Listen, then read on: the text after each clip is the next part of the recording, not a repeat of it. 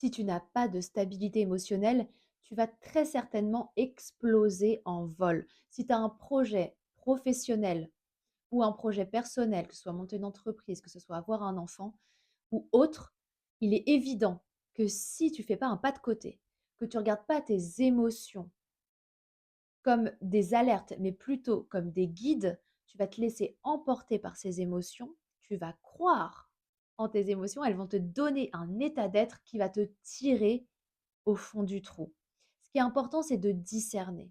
On sait qu'il est dit dans la parole à Jérémie 29:11 que Dieu a des projets de paix et non de malheur pour nous. Alors oui, avant d'atteindre la paix, parfois il y a des étapes.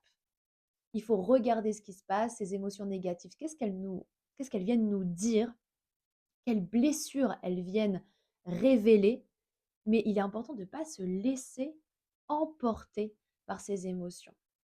Parce qu'après, on devient dans une société totalement schizophrène qui suit ses émotions, qui a du mal à discerner, qui au final devient individualiste parce qu'elle est autocentrée et on ne fonctionne plus correctement. Et on peut le voir aujourd'hui dans la société qu'il y a un problème avec les émotions. On a laissé la place aux émotions en haut du podium comme des guides et non comme des alertes. Alors, pour aller voir ces émotions, eh bien, il est important de faire une introspection, d'aller voir ce qu'on a vécu, d'aller voir ce qui nous perturbe.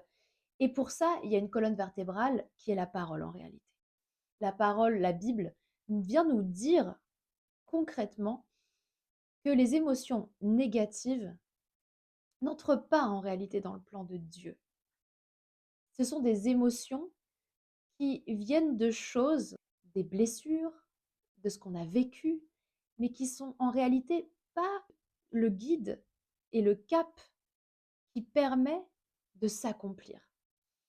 Alors, comment commencer? Eh bien, c'est comprendre aussi qu'on est âme, corps et esprit, que ce corps est le temple de l'esprit, que notre âme est là en nous et qu'elle est blessée, elle transporte des blessures, elle transporte un tas de choses qui, au final, vient nous tirer parfois vers le bas.